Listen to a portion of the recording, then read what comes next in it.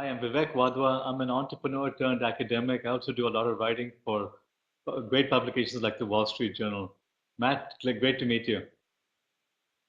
Same to you. My name is Matt Rubinstein. I'm the founder and CEO of LiveSchool. Pleased to be a participant on Wall Street Journal Startup of the Year. To give you, Vivek, a little overview of our company and what we do, we've been around for 2 years, and we were founded basically to help automate some of the paper-based systems in K-12 schools all across the country around a very important need, and that need is tracking student behavior in the classroom.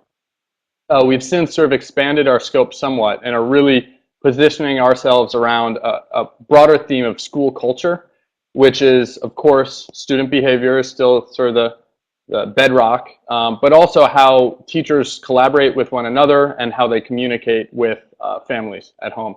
Our mission is very clear. We're replacing paper-based systems with real-time technology that makes data more accessible, increases the volume and quality of communication, and further school culture. So that in a nutshell is sort of what we're doing.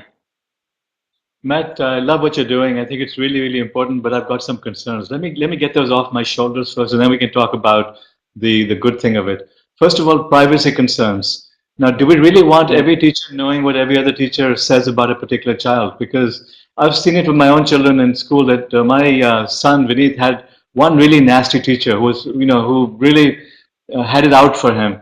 And I was grateful that she wasn't liked by the other teachers, and what she said really didn't go on the record anywhere. So what you're doing essentially is allowing anyone to update the record, which gets shared by all teachers. Everyone knows what's going on there. Isn't that a concern? That's a fantastic point, and yes, it is a concern, but I want to flip it a little bit. I think it's a concern that teachers don't have the opportunity to collaborate in that way.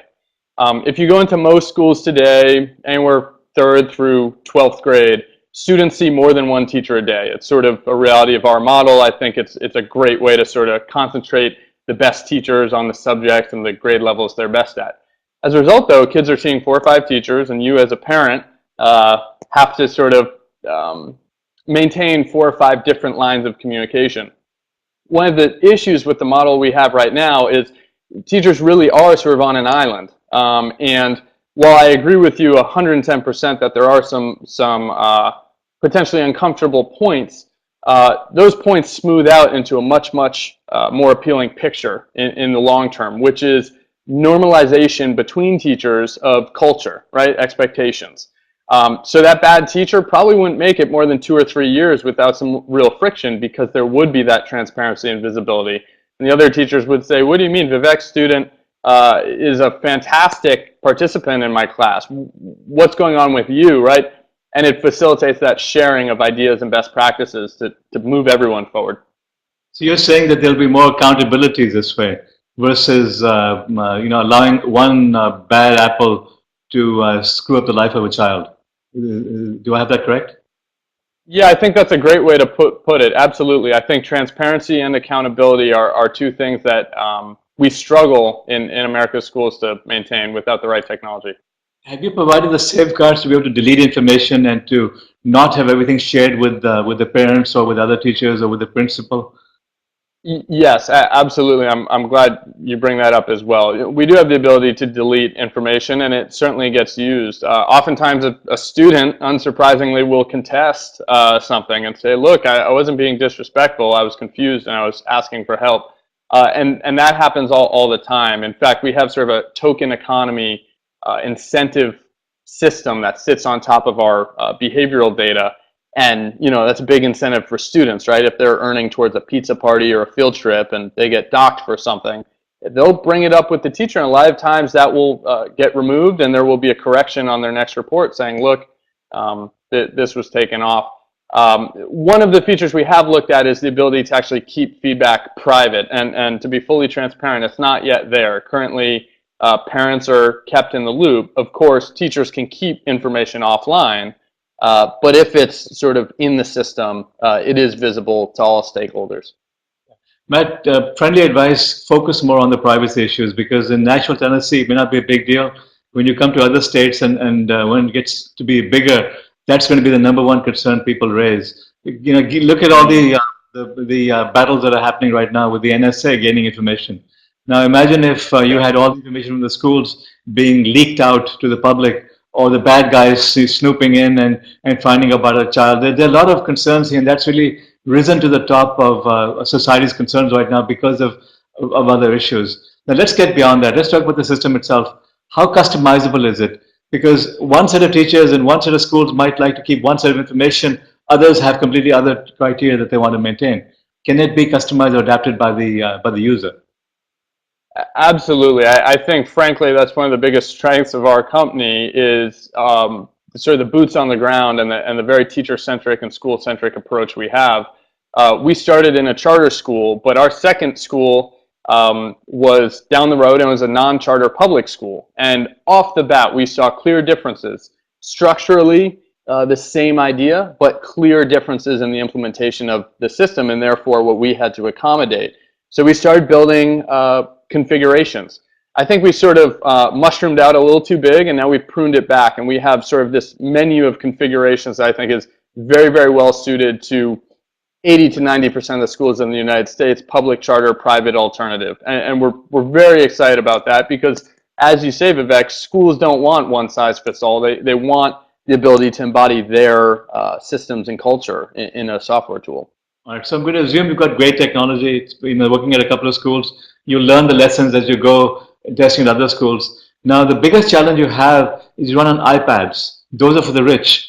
In fact, even in California, I spoke to 150 school teachers a couple of weeks ago. I was showing them the cheap tablets from India, and I was surprised that they were asking for them, that they don't have technology. This is California. Even some in Silicon Valley, teachers don't have the sophisticated technology that they should have. How do you deal with the issue of cost of computer technology? That's another fantastic question, and you're basically nailing all the strategic points in our plan over the past 12 months. One of the things we realized is we have to move away from the expectation that sort of iPad or nothing, or even iPad or traditional laptop or desktop computer or nothing. And so we've re-engineered our framework around some real best practices in responsive design.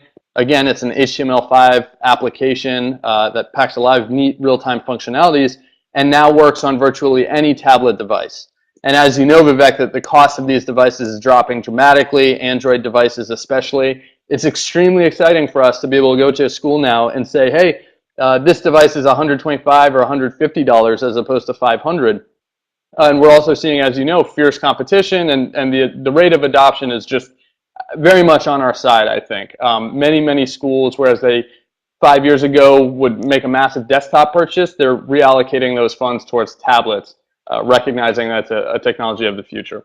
Matt, we don't have much time, but let me give you a little bit of advice over here. First of all, plan for cheap tablets, because this is a project I'm doing in California, which you'll be reading about hopefully in a few weeks. We've been testing cheap tablets, giving them to students over here, giving them to schools over here. And it's almost inevitable that within the next year or two, you will have $40, $50 tablets being pervasively available. So which means that you now have to make it work on the Androids. I don't think Apple will drop in price any significantly, but you will have cheap Android tablets available everywhere. You'll have higher-end smartphones available everywhere. So make it work exactly on that. The other problem is that that schools feel very threatened by technology. I've been mentoring a number of entrepreneurs and a number of companies. The biggest obstacle is the school boards and the resistance that they have towards change. That even though technology makes sense, they are still catering to the entrenched interests. Take textbooks, for example. We still have $150 textbooks because the textbook monopolies keep. I mean, they somehow have control on the school board. So you have to figure out how to work within the system. It has to be drawn. It has to be something which doesn't require the high-level approval. That becomes an option. Perhaps you give tablets to teachers and to some students and have them try it out. But your biggest challenge is going to be to get over the school bureaucracy, the mafia that prevents new technologies from being rolled out over there. So if you can figure that out, I think you have a great solution, and I wish you lots of success. Great. I sure appreciate that advice, and thank you for taking the time. It's a pleasure to speak with you. Absolutely. I'd be glad to help you. Also, this project we're doing over here, if we can bundle your technology onto these tablets we're going to be giving to teachers, that might be a good thing to do, because again, that's a way of sneaking your technology in. Sure. No, that would be a terrific opportunity. I'd love to talk offline about it. You have to email me and I'll be glad to help. I will. Thank you, Vivek. All right, my friend. All the best.